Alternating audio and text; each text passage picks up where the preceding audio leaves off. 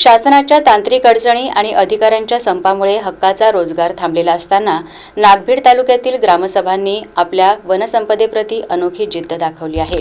तालुक्यातील किटाडी, मेंढा, कोरंबी आणि कसरला येथील ग्रामस्थांनी मस्टर निघण्याची वाट न पाहता श्रमदानातून लाखो रुपये खर्चाची फळबाग आणि बांबू लागवड जिवंत ठेवून एक नवा आदर्श निर्माण केला आहे।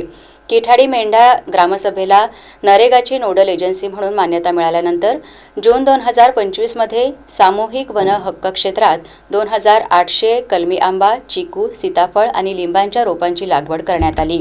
मात्र जानेवारी 2026 मध्ये तहसीलदारांची बदली आणि पाठोपाठ 23 जानेवारीपासून तांत्रिक अधिकाऱ्यांच्या सुरू झालेल्या संपामुळे मस्टर प्रक्रिया ठप्प झाली। हक्काची मजुरी बंद झाल्याने ऐन उन्हाळ्यात झाडे कोलमडण्याची भीती निर्माण झाली होती। अशा कठीण प्रसंगी ग्रामसभेने तातडीची बैठक घेऊन प्रत्येक कुटुंबाने दररोज सकाळी 2 कुंड पाणी झाडांना द्यावे असा ऐतिहासिक ठराव केला।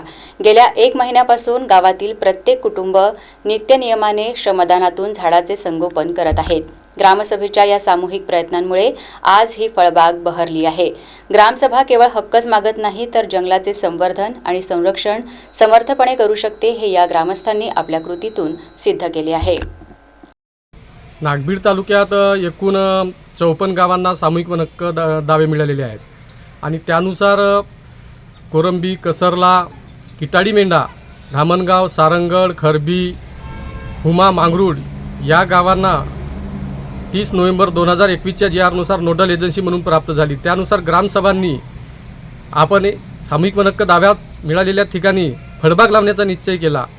त्यानुसार त्यांनी पोर्टलवर गावे आणली। पोर्टलवर गावे आणल्यानंतर त्यांनी तहसील कार्यालयामध्ये पंचायत समितीमध्ये इस्टिमेट बनविले। इस्टिमेट बनवताना त्यांनी 2800 अशी रोपांची इस्टिमेट बनली, परंतु रोपे घेण्यासाठी पैसा नाही म्हणून गावकऱ्यांनी ग्रामसभा घेऊन गावातून वर्गणी करून त्यांनी लाखो रुपये जमा करून प्रत्येक गावांनी कलमी रोपे घेतली। त्यामध्ये कलमी रोपामध्ये आंबा, चिक्कू, फणस असे विविध प्रकारचे कलमी रोपे घेऊन फळबाग सुरू केली। ही फळबाग जून 2025 मध्ये सुरुवात झाली। झाडे भरू लागली, परंतु आता जेमतेम 25 जानेवारीच्या दरम्यान तांत्रिक अधिकाऱ्यांनी संप पुकारल्यामुळे त्यांचा मस्टर निघणे बंद झाले। मस्टर निघणे बंद झाल्यामुळे झाडांची दयनीय अवस्था होऊ लागली। मग गावकऱ्यांनी विचार केला की आता करायचं काय।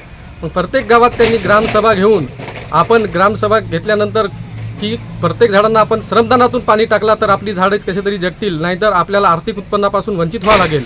म्हणून ग्रामसभेने ठरवले की प्रत्येक कुटुंबातील एक व्यक्ती जाऊन दररोज 2 तरी घगरे झाडांना पाणी टाकेल। त्यानुसार गावकऱ्यांनी एक निश्चय केला आणि सतत 1 महिना किटाडी, मेंढा, कोरंबी यासारख्या गावांनी पाणी टाकण्यास सुरुवात केली आणि आज त्यांची झाडे प्रफुल्लित आहेत। म्हणजे याचाच असा उद्देश की गाव करे ते राव ना करे या उद्देशाने सरकारने दाखवून दिले की कितीही संप करला तरी आम्ही आमची झाडे मरू देणार नाही आणि जंगलाचे संवर्धन आणि पर्यावरणाचं संवर्धन करणार असे त्यांनी ठरविले।